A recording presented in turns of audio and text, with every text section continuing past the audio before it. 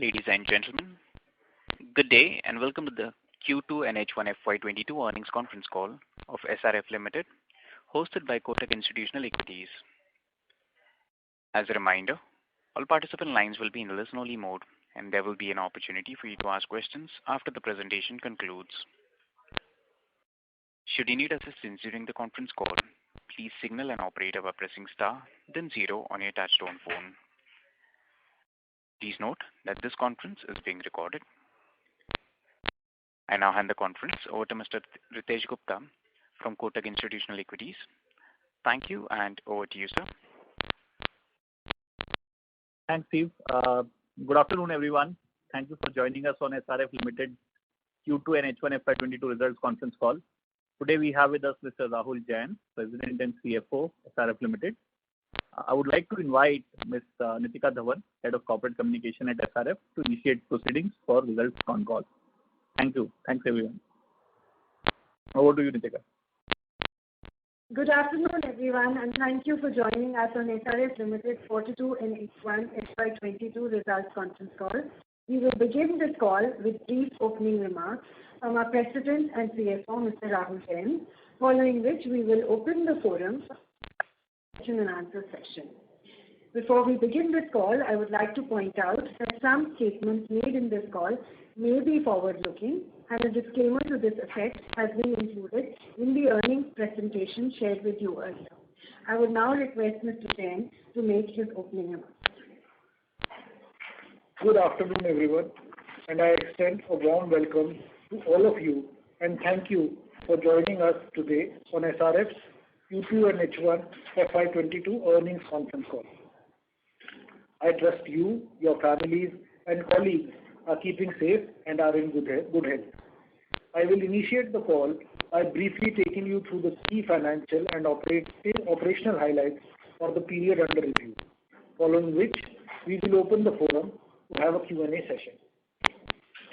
SRF has delivered a healthy overall performance during the period under review, despite several operational challenges in the domestic and the international environment.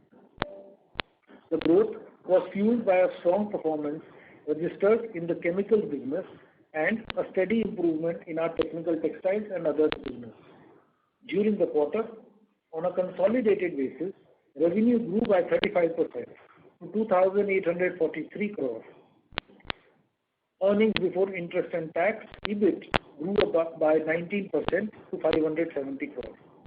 Profit after tax came in at rupees 383 crores in Q2 FY22, higher by 21% when compared with corresponding period last year. Coming to our segmental performance, in Q2 FY22, our chemicals business delivered a robust performance despite various COVID-19 linked challenges and continued disruptions in the supply chain.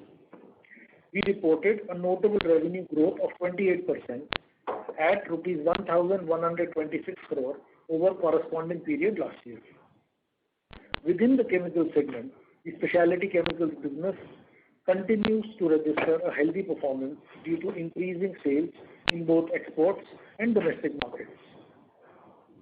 Overall performance was bolstered on account of increased demand of existing and new products. However, vagaries in the external environment remain a cause of concern. As we have been sharing, we are facing adverse impact of rising costs of certain key raw materials, logistics issues, higher shipping costs, and congestion at ports. I would like to highlight that there were some operational challenges during the quarter which resulted in temporary production loss at Dahej for one of our plants and its downstream products. However, we were able to bring the situation under control in good time. During the quarter, I am pleased to report that the board approved a debottlenecking project at Dahej for a capex of rupees 27.5 crores, enhancing production capacity of a key product catering to the agrochemical industry. This is scheduled to be completed in around 8 months. With the completion of this debottlenecking project, the production capacity of the product will increase and the demand for the product remains robust. we remain confident of utilizing the increased capacity in quick time.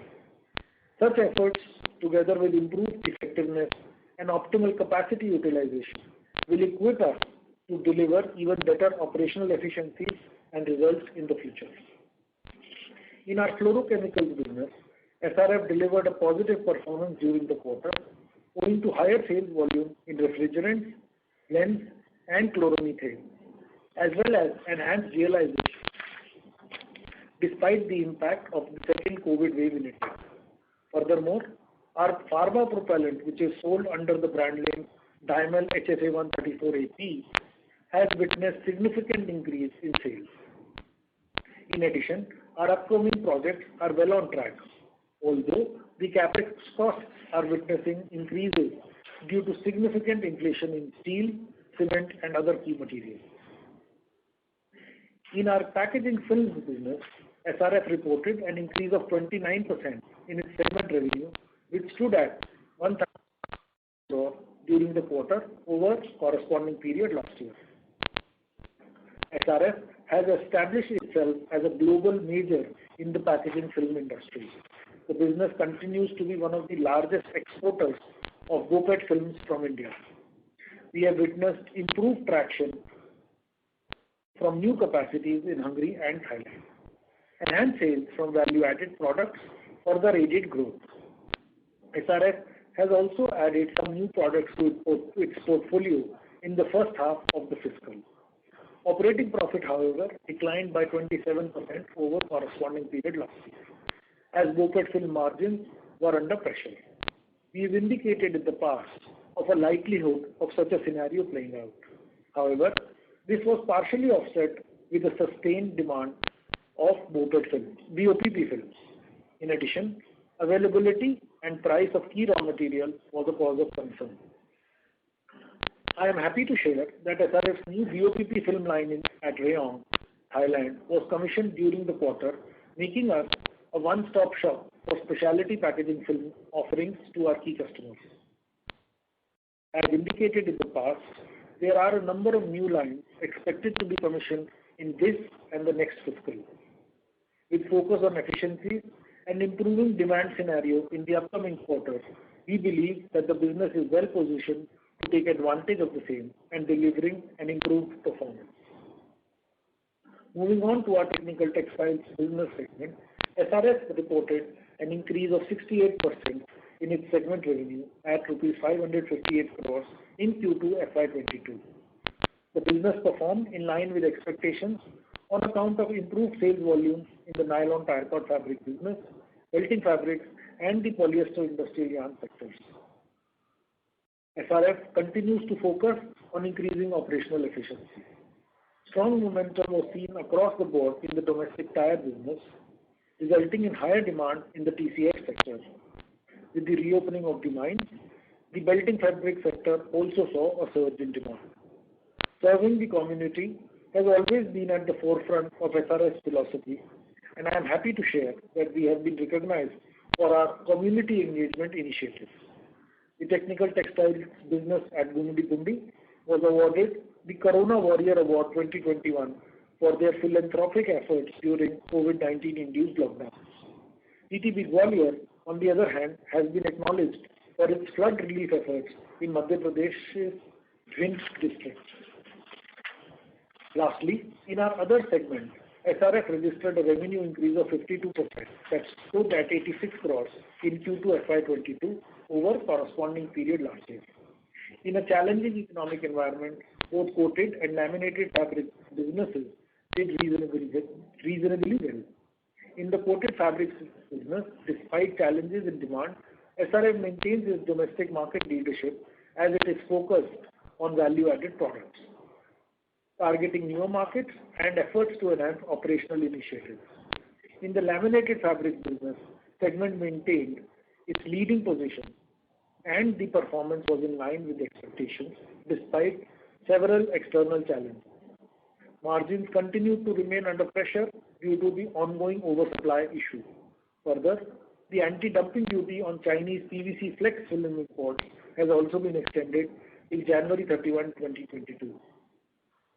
Coming on to our balance sheet, In FY22, SRF's sustained efforts towards interest optimization through better negotiation and excellent debt management led to reduction in interest costs by about 28 crores in H1 when compared to the corresponding period last year. As of September 21, our net debt position was lower by about 180 crores when compared with March 21, despite continued investments that we've been making in capital expenditures. SRF's prudent debt management strategy, along with excellent access to diverse sources of liquidity, continues to strengthen the liquidity position of the company. SRF Foundation, our CSR arm, continues to drive innovative initiatives in the education space. Happy to share that SRF won the Rotary CSR Award 2021 for exemplary work in basic education and literacy during the quarter. In conclusion, I would like to state that despite several domestic and international challenges, SRF has delivered a resilient performance and we remain cautiously optimistic for our H2 FY22 performance. A multi-business strategy along with a strong infrastructure in place and outstanding R&D capabilities will help us in facing external uncertainties encountered by certain businesses. We are confident and will earnestly strive to deliver a superior performance and create value for all our stakeholders in the future.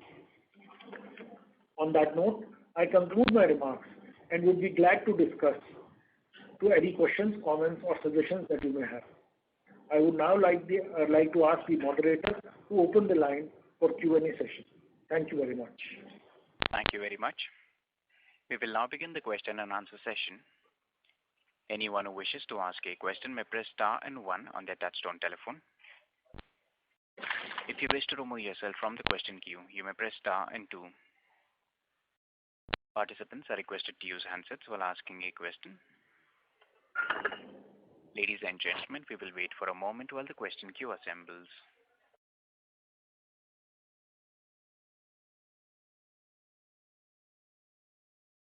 The first question is from the line of Rohit Nagaraj from Emkay Global. Please go ahead. Yeah, thanks for the opportunity and congrats on good set of numbers despite the challenging environment. Rahul, sir, first question is on the refrigerant demand outlook. So given the chip shortages and the challenges, how are we seeing the demand both in the domestic as well as the exports market maybe over the next couple of quarters? Thank you. Rohit, what you're saying is right, that the domestic and even the international OEM segment is facing challenges in terms of, let's say, production of vehicles that we've seen over a period of time. I believe that is something that will continue for some time. It is something that can't go away very quickly. But the point to make is that, let's say, a majority of the sales in the ref gas space, and when we say ref gas space, specifically here to look at is the vehicle or the 134A gas sales that we do. I think there is a large amount that gets sold in the secondary market, which should actually keep us in good stead when we look at it from an overall market and demand scenario perspective. I do believe that the demand scenario for 134A, both domestically and internationally, is a significant positive going forward. We believe we should be able to utilize all our available capacities for 134A going forward as well. So that's how we believe it will play out. Right. Thank you, sir. So the second question is on the packaging film segment. So we have seen a sharp drop on a QOQ basis in margins. So is it possible to concur that the exit rate for margins were lower than what it is reported at around 17%? And incrementally, our focus will be to drive the growth predominantly through volumes, as you explained that more capacities will come in and that will certainly exert pressure on the margins. Thank you. I would not say that the exit rate is even lower than what has been reported from a quarter-on-quarter perspective.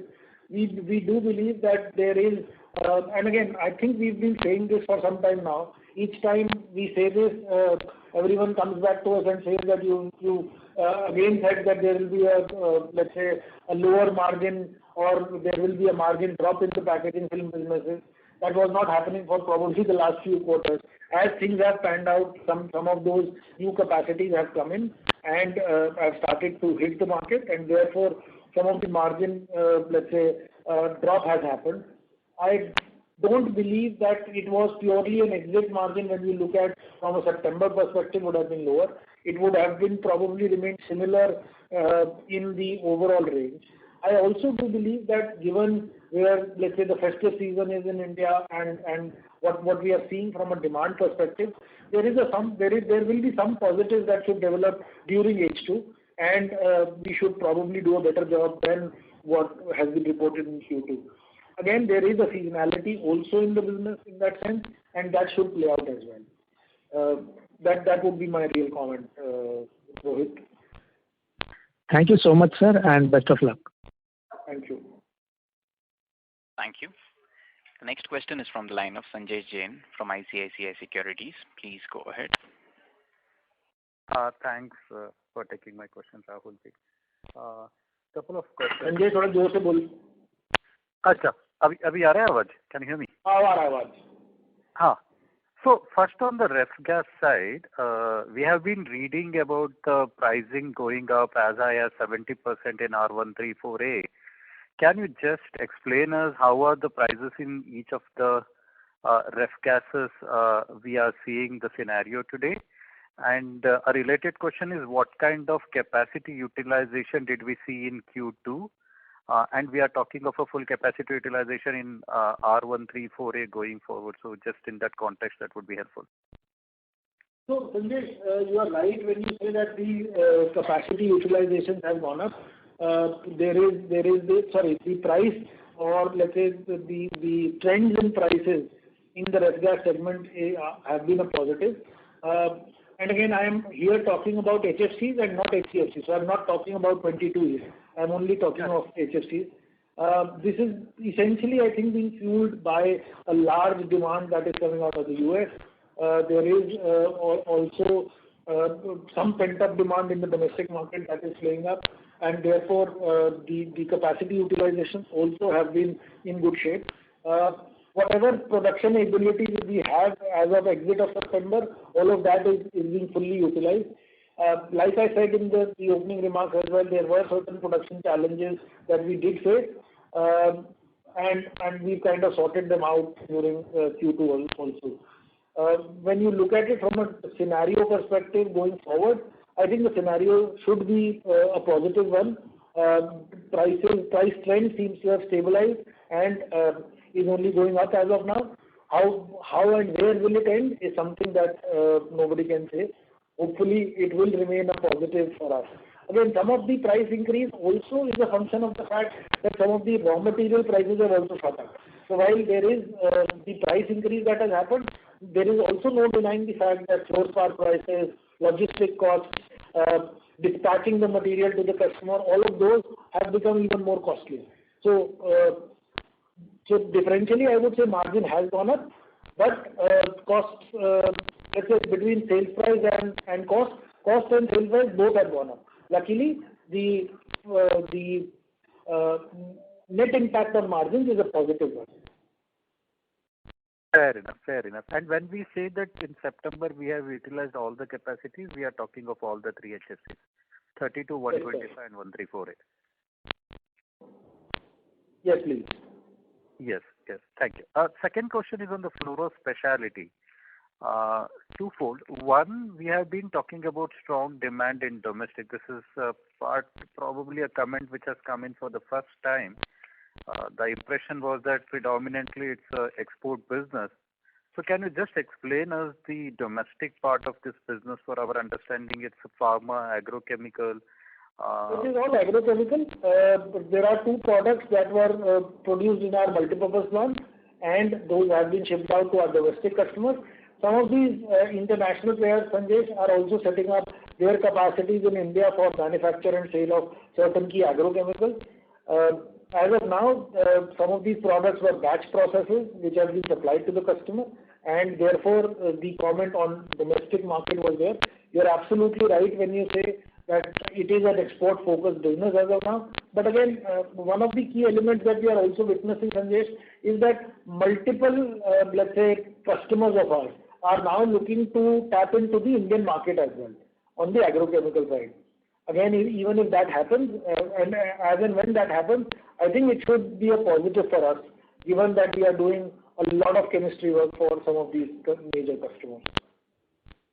Got it. So basically, customer remains the same, just as the geography which is changing. Is that the right understanding? That's right. Okay. On the guidance part, now that the first half has been strong, because both the quarter we have made a very strong comment, are we looking at changing the guidance from 15 to 20%? This is also to be understood from the fact that there will be a price increases because of the RM pressure. I hope you... Let me stop you there, Sanjesh, because when we say 15 to 20%, that is something that we specifically and always commented on the specialty chemicals business. I have always said that in the fluorochemicals business, what you are going to witness is volume-led growth and capacity-led growth. No. I was talking about specialty itself, Rahulji. Now that RM pressure usme bhi hai, right? We have seen all the commodity prices going up. So the RM pressure will also be witnessed in the fluoro specialty. On that backdrop, do you see an upside risk on the revenue for the fluoro specialty? So upside kabhi risk nahi hota, Sanjesh. Upside is always a positive, right? Yeah. Got the point. So I would say it this way, Sanjesh. Right? As of H2, sitting in H2, we are confident that we will achieve the 15 to 20% number that we've talked about. Got it. I should really be talking about, let's say, the annualized number in December, post-December results. There are multiple challenges, there are multiple issues that are being faced, there are multiple logistical issues, there are multiple, let's say, issues with respect to being able to dispatch the material, availability of containers, port logistics. All of those are challenges today, right? Some of those have actually, let's say, end of September, early October, started to improve to a certain extent. If they do improve, I think we will do a good job. But let us stick to 15 to 20% as of now. You will probably get some positive or let's say a better actualized picture in December. Got it. Bookkeeping question. I will not take more time. One on the power cost, other on the capex. How much of our power cost is gas and coal? Because that has seen a huge inflation, more so on the end of the quarter. So that cost will more be visible in the Q3. And on the capex, we have been guiding about 18 billion rupees kind of a capex, 15 to 18 on the range. First half looks slightly underwhelming at 6.6. That means I didn't get the last one. So I understood the power question. I didn't understand the second one. Power question is the gas prices and coal prices. I'll answer that. What was the second question? Second question is on the capex. Capex, okay. 15 to 18 billion guidance versus first half of only 6.6. No. So let me just clarify this. Yes, what you are saying is absolutely right. We've witnessed a large. So let's say when we look at our power cost is largely because of the thermal power plants that we operate, as well as the cogen plants and all of these are cogen plants because of chemical processes where we need a lot of steam as well. So there is no doubt, and that is something that has been visible even in our results, where between Q1 and Q2, my power cost has gone up significantly. Let's say about 32 crores. When I also look at it from a Q-on-Q perspective, the power cost has gone up by almost 70-80 crores. Yes, coal, and some of this is higher operations also, when I look at it from a CPLY perspective. But when I look at it Q-on-Q, most of it is price variance. Some of this price variance should also be playing out during H2 as well, because again, coal prices have not really come down. They are on a trend up only. We will do mitigated measures. We will look at importing. We will do whatever is required to keep this under check. But I think some of the understanding that has also developed over a period of time is the fact that the coal cost or let's say costs have increased, and some of these have been passed on to the customers also. Again, like I said, costs have gone up, but the incremental margin seems to be a positive. The second question that you asked was with respect to the capex. I think overall capex guidance has been in the range of about 2,000 crores. Probably, again, the only element of change that has happened on that side, Sanjesh, is the inflation that has happened from a raw material or let's say key capex item perspective. Steel, cement, other key raw materials have all significantly seen inflation coming in. Some of these capex costs that we are currently incurring were probably based on a certain benchmark at the point in time they were conceptualized. Some of these costs are likely to go up. However, I don't see a change in the IRR for, let's say, majority of these capexes. That still remains pretty robust. So that would be my answer, Sanjesh. Thank you, Rahulji. Thank you for all the questions and happy Diwali in advance. Thank you, and same to you, Sanjesh. Thank you. A reminder to the participants, in order to ensure that the management is able to address questions from all participants, please limit your questions to 2 per participant. Should you have any follow-up, may we request you to rejoin the queue. The next question is from the line of Rohit Sinha from Sunidhi Securities. Please go ahead. Yeah, thank you for taking my question. So my first question is on the specialty chemical side. As we have indicated in last quarter that some price revision in specialty chemical segment is expected. So just wanted to know, was there any price revision happened, or we would see something in the coming quarter, as we are almost at the similar number as in Q1 FY22. I'm unable to answer the question. I don't think we comment on prices of any of the products individually. The list of products that we probably about 60, 70. At any point in time, we are doing 15, 20 products, right? So it is very difficult to be able to comment on price of certain products. That's one. Second, most of these products that we are doing are contracted in nature. And therefore, it is very difficult to pass on any increases of prices. Obviously, some of these do get renegotiated.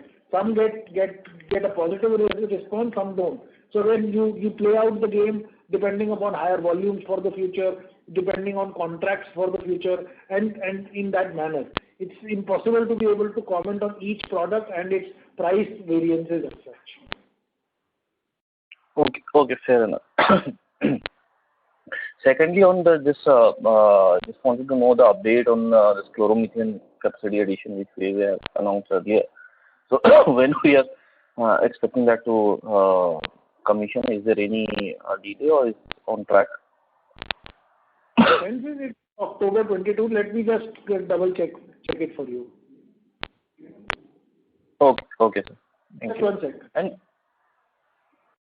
March 22, sorry, not October. My apologies. Schedule is March March, 22.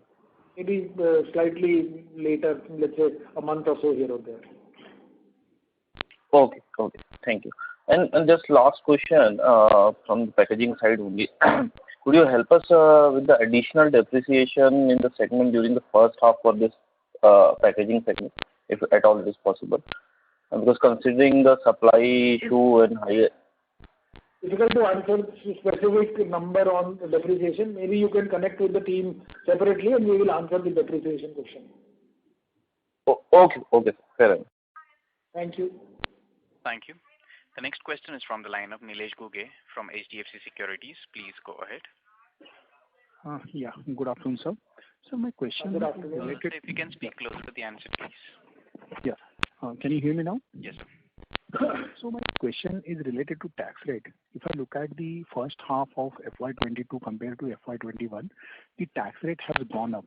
So any guidance on that front for FY22? Let me just try and answer it a bit differently. When you look at tax rate, don't look at a consolidated tax rate because it has a different, let's say, a weight of the entity that may be taxable or non-taxable. So when you look at tax rate, you should look at standalone numbers. And again, when I look at it, for September quarter corresponding period last year, we were at about 30.08%. For the June ended, we were at 30.72%. And for September quarter ended, we were at 30.9. So I don't see a very large, let's say, change in our tax positions. The only point to make is when you look at it on a consolidated perspective, there is a weight of the entity that is taxable or non-taxable. For example, Hungary is today completely non-taxable. If that entity is doing well, my tax rate is changing. Thailand is also non-taxable, but South Africa has a certain tax rate. So it really does play the weight game. So it's not possible to look at it on a consolidated perspective. Look at it from a standalone perspective and you will probably find stable numbers. Okay. Thanks. Thanks a lot, sir. Thanks for the explanation. Thank you. Thank you. The next question is from the line of Ankur Periwal from Axis Capital. Please go ahead. Yeah, hi, sir. Thanks for the opportunity. On the specialty chemical side, especially on the margins front, you did allude towards, the RM cost inflation, power cost rising, logistics cost being higher. And obviously the benefit of pricing led, growth there in the ref gas side, it has aided the margins. Given the commentary that probably ref gas led, price inflation may remain here and gradually over the coming quarters, we will be passing through these RM led inflations. Your thoughts on the margin front, should we consider H1 average at around 21% as a base case here and things should, be on an improving trend going ahead? Ankur, it's a difficult question to answer because all of these things play out on a product by product perspective. So let me try and say it from a product by product perspective, or let's say ref gas, chloromethane and specialty chemicals each being separate. There will be a positive from a ref gas perspective and specifically more on the HFC side. That is something as a trend we are seeing. We don't see that trend to abate. That seems to be a positive going forward. The prices of key raw materials are going up, but net we do still see a margin accretion that will happen. So that's one. On the specialty chemical side, again, utilizations of products and positives on that side should come through over a period of time, and we should get some positives on that side also. We've recently capitalized some of our new dedicated plants. Those seem to be playing out well. You've also seen a new capacity expansion on that's been announced in one of our products. In one of our products, which should take about 7 to 8 months to complete, which should also be a positive from an overall perspective, but that will probably take more time. So it's very difficult to say that this margin will remain here or will go up. It will really depend on each component of the business doing appropriately or playing out in a certain manner. So very difficult to comment. Sure, sir. Got the answer. But just one clarification. When we say the pass-through of prices whenever the contract comes for a renewal, typically what should be a lag here? 3 to 4 months odd? Typically, contracts would be 6 to 12 months. It won't be 3 months. Okay, fair enough. Sir, second question on the... Just let me complete. For more dedicated products, for those that are more campaigned, they are negotiated on the campaign basis only. That's right. Yeah. Fair. Sir, second question on the TTP side. Now, in the last call, we did mention, the pricing-led benefits which had led to the sharp jump in margins. And I thought that these, margins will more or less remain stable or probably, have a positive rub-off there. So Q on Q, while year on year we are still higher, but Q on Q there is a dip. Anything significant to read here? Ankur, I've always said this, that don't look at margin as percentages in the technical textile business. You will never get the right picture. What I've always said, and I'm repeating again, is the fact that when we look at it, most of the costs are passed through. The renegotiations on the price were on the delta, and those have come through, which is clearly visible when you look at Q on Q performance also, where, let's say, the 133 crore number in Q1 has remained similar to 133. Right? If caprolactam has gone up from 1,500, 1,600 per ton to 2,200 per ton on an average, to that extent there will be the sales that will be higher, and therefore you will witness a margin percentage drop. Sure. That's helpful, sir. And lastly, if I may add, on the packaging side, so I'm slightly confused there because, one comment mentioned that there are new capacities coming over the next maybe 9 to 12 months, and hence probably there will be some uptick. But at the same time, we do mention that, the downward trajectory is limited because there is some stability visible. Are we more or less guiding that these numbers may sustain for a few quarters before we see an uptick? Will that be a right read through? I would say it in the reverse. What I've said is there are new capacities that are adding this fiscal and some in the next fiscal. While the demand uptick is a positive, that should play out well for let's say Q3 and Q4. Some of this will also we will start to witness it as new capacities get added. So while we are positive from a Q3, Q4 or H2 perspective, as new capacities will get added, some pressure will come back also. So I think that was the intent of the comment. Maybe it was a bit vague. Okay. Fair enough, sir. That's helpful. Thank you and all the best. Thank you, Ankur. Thank you. The next question is from the line of Naushad Chaudhary from Systematics. Please go ahead. Hi, thanks for the opportunity. Just few clarifications, sir. Firstly, on the packaging business side, the correction in margin, the normalization in margin, was purely because of the spread decline, or were there some other factors which impacted this quarter margin, which might not be there in the coming quarters? Let's say this quarter we had a BOPP first quarter of operation, the new capacity which we have added, or any other cost which we had experienced in this quarter. Let's say it this way, Naushad, that I don't see any one-times in the results that have been reported in Q2. All right. Secondly, which will lead to, let's say, which will not be there in the next quarter, which will push up the margins. I don't see that. What we can only say is that there is a positive demand traction that we are seeing, and that is something that will develop over the next quarter. Sure. So as we are adding, capacities in packaging business, this would lead to a volume growth. So would it be fair to assume in absolute term, will we be able to maintain 750 to 800 crore rupees of EBIT run rate going forward in the packaging business? Naushad, what I will say is that all the capacities that we are currently working on, there is only one BOPP capacity in India that we are currently putting up. That capacity, I think, gets online in October 22, somewhere around there. September, October 22, or let's say Q2 of FY 23, sorry.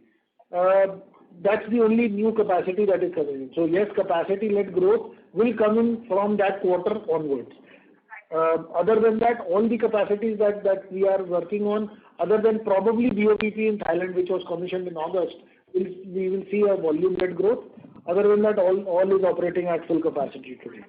What will lead to growth and margin expansion, and probably is something that we are looking to work on, is to be able to, let's say, do more value-added products in the lines that have already been commissioned. So BOPET in Thailand, BOPP in Thailand, and BOPET in Hungary. So that should add to a positive going forward. Understood. Lastly, on the TTB business, as you just mentioned that quarterly run rate we are maintaining at 120 to 130 crore rupees of EBIT. Would it be? Do you think this number should be sustainable for us going forward? So that would lead to around 500 crore rupees of EBIT from technical textile business annually. Again, I'm not here to comment on a singular number. I've given you the trend. I've given you the position that we are in. I am also telling you the fact that our capacity utilizations are well managed as of now. Hopefully, we should be able to do those similar capacity utilizations in H2. Whatever number comes, the number comes. I am not willing to put 500 or 525 or 600 or for that matter 400 around it. So Not able to comment on singularly the number. Yeah, understood. Thank you so much, sir. Thank you. The next question is from the line of Abhijit Akella from IIFL Securities. Please go ahead.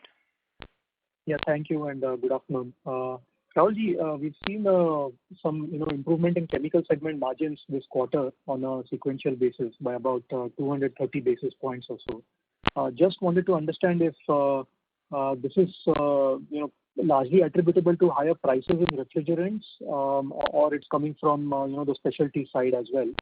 And so essentially just trying to get a handle on whether we should expect further improvement of this base also in the refrigerant business.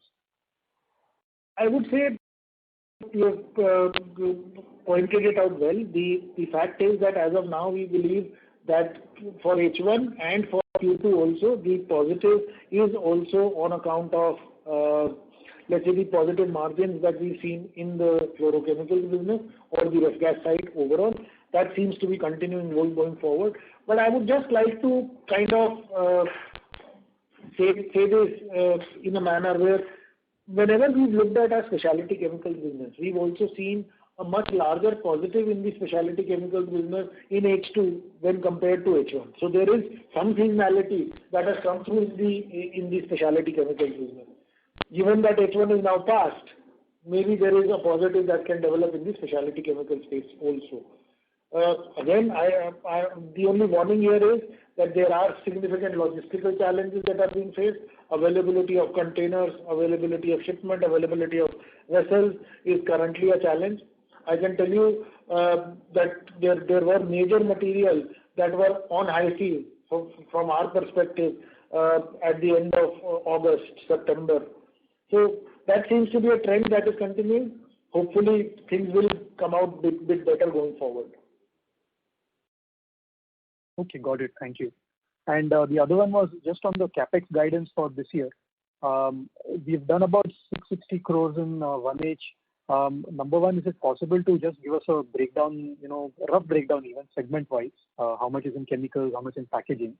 And then second, since we are guiding to about 2,000 crores for the full year, it obviously implies, right in front of me. Maybe you can connect separately with the team and they can give you some more details or some more color on this.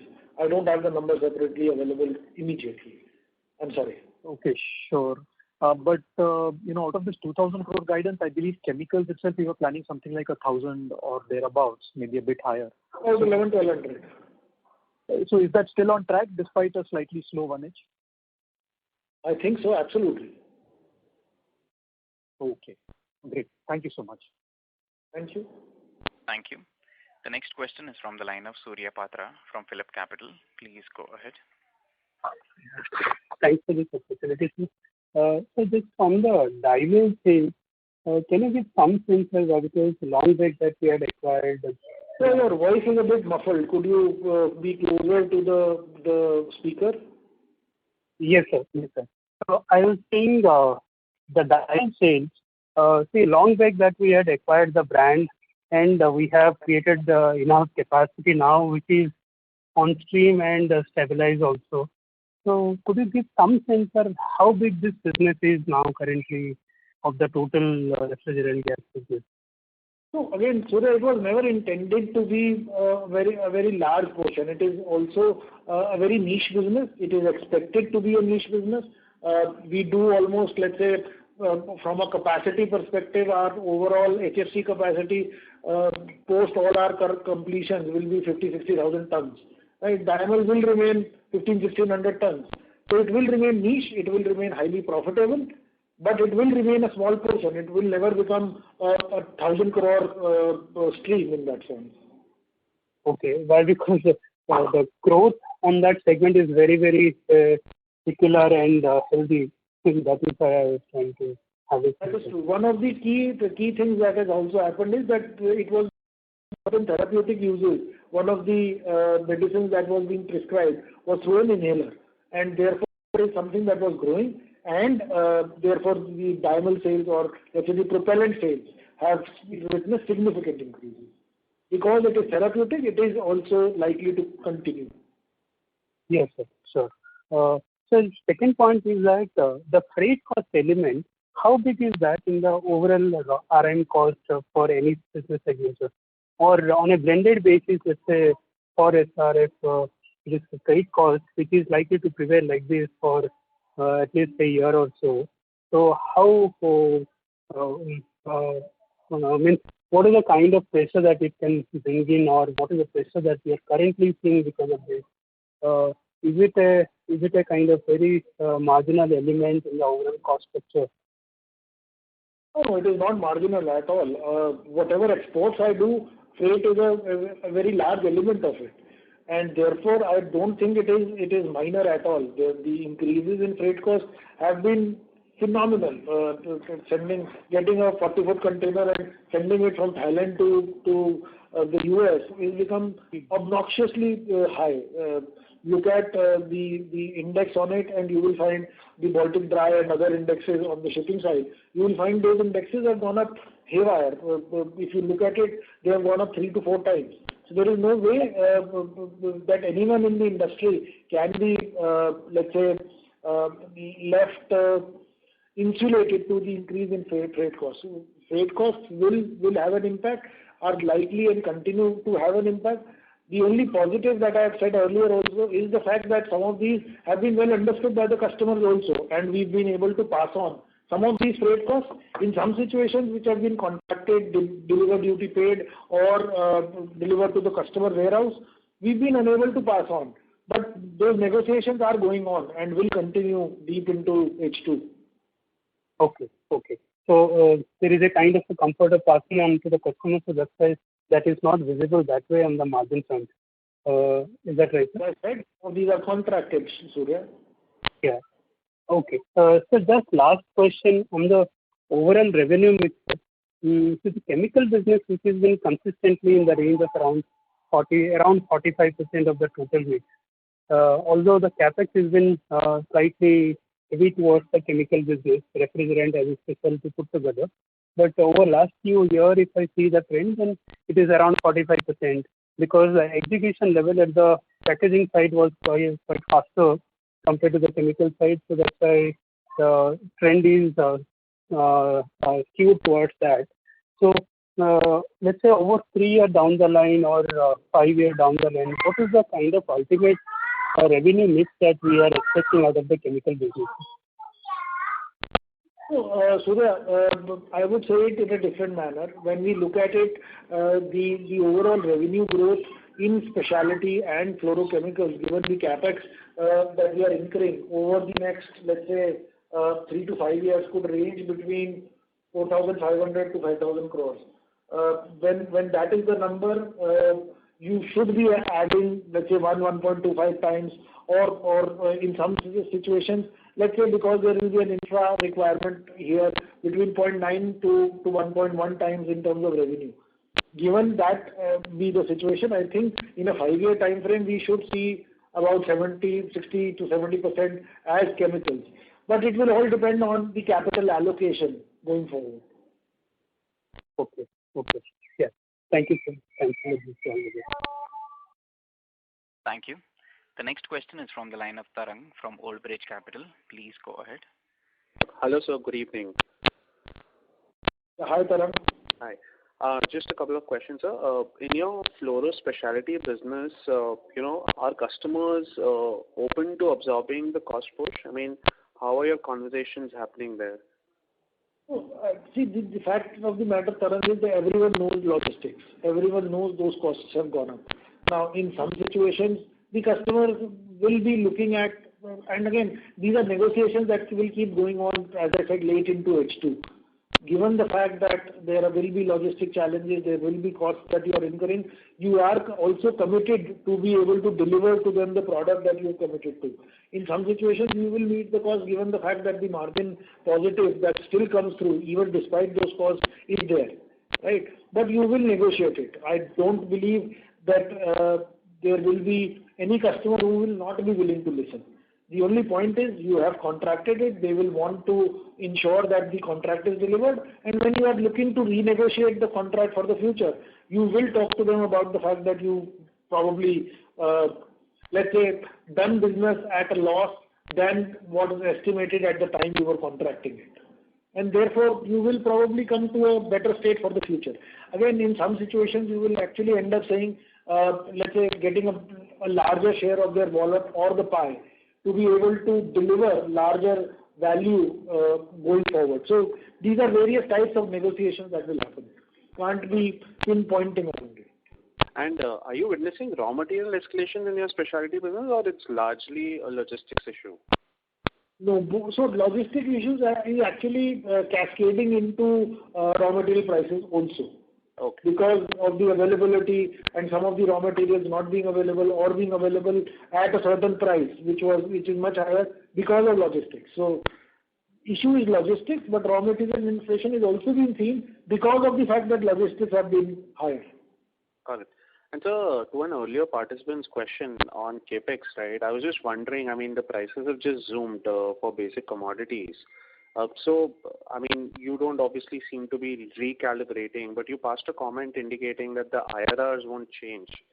I was just a little flummoxed.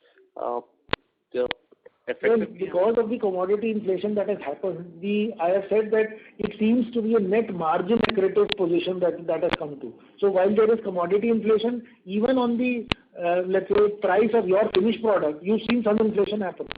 And therefore, IRR has not changed because there is a margin accretion that is happening. So, but I mean, commodity prices are likely to, you never know. These are the kind of things that you can't predict. But once you have a plant put up at an elevated steel or cement price, how much of negotiating power would you have when you are eventually pricing your goods to your customers? Because in the future, for all you know, the prices would probably trickle down from the current levels.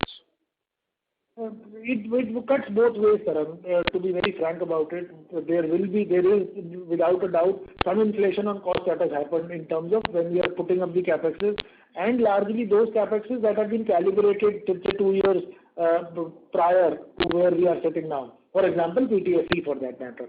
There will be, and again, when I look at it, when we were calibrating the capex at the point in time, prices of PTFE were at a certain level. They are 40% higher than what we were calibrating the capex at. And therefore, we are saying current prices, we don't see an IRR negative.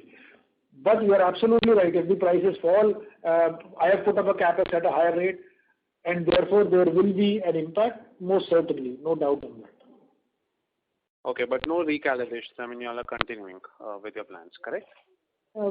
See, let's say I've incurred 50% of the cost. Now putting it on hold probably makes worse sense than going ahead with it. Opportunity cost, I understand. Thank you. Thank you, sir. All the best. Thank you. The next question is from the line of Vishnu Kumar from Spark Capital. Please go ahead. Good evening, sir. Thanks for your time. Sir, if you could just... louder, please. I hope this is better, sir. Just if you could explain, sir, whether on the international market when you're exporting, whether all the global suppliers are present in the market, or there are some pockets where, let's say, China or some other countries are not exporting that much. So we are finding a disproportionate pricing and volume benefit. Any thoughts on that? On the ref gas export, sir. So there are 3 or 4 large global manufacturers. The only good thing that I would say is the fact that not many are fully integrated in all 3 of the ref gases. When I say ref gases, I really mean HFCs here. We are the only one, plus one other company in China, that has all the 3, has the integration to key raw materials for all the 3, and therefore we are in good shape. But yes, in global tenders, mostly all the large players in the world are present. But I don't see any singular player present across all 3 HFCs. No, my question was there any disruption from supplies from the other guys? That's the only question. See, there have been anti-dumping duties that have been imposed in the US for Chinese products, and those have augured well. Got it, sir. Sir, and just one more question on the ref gas. Where are we on the utilization and HFCs? And if you could just give us some color on how should we see the volume growth in the next 2 years in this particular segment? So, exiting September, I think almost everything was fully utilized, even 125 and 32 and 134A. 134A, there was a single train that was running as of now. We are looking to expand that out in the future, so there should be additional capacity that is available. 32, we are enhancing the capacity. I think that's a capex that we are currently doing. That is probably by December or January next year, we will probably be adding about 2,500 tons of capacity on 32. So once those ramp up, we will be in better shape. There is the 15,000 tons of capacity that we have announced last quarter, which is probably a more 2-year project. Got it, sir. So next 12 months, we are more or less running at full capacity. We won't have much of a volume upside. Other than for the December one. Yeah, till December. Yep. Got it. And one final question, sir. You have seen this industry for quite a long time. In your best case, how is this demand likely to be for ref gas, and are these margins kind of sustainable? Because we are seeing elevated pricing on that also, we are seeing elevated margins. In your best opinion, are we at the peak, or you think this will continue for the next 2-3 years? Some broad color on this. I would say there seems to be a positive that is going on, at least for the next 12 months or so. Again, we lived in times of very low prices for the last 2 years. This is the first time we are seeing a positive on this that is panning out. We hope it can continue for a long time. But again, the way the industry is structured, again, last year we saw a ton of, let's say, Chinese capacities coming in, given where the Montreal Protocol restrictions were. Some of those have come through, some of those will come through over a period of time. No new capacities are being added, so that's a positive. Worldwide, I don't think there can be additional capacities that will be added. So there seems to be a positive traction in terms of the current prices remaining. But again, no inflated prices can remain for a very long period of time. They will correct. By that time, I think what we should have done as SRF and as a company is get our costs under better control and be able to manage our plants even better than what we do today. The operational efficiency should kick in. So one question, if I may, how often does it get renegotiated? You mentioned that Annually. Annually, sir. Thank you. So this one, at least the per ton number, which should continue for the full financial year. The delta is probably what gets negotiated the most. Got it, sir. Thank you. Thank you. Ladies and gentlemen, we will take one last question from the line of Yogesh Patil from Reliance PMS. Please go ahead.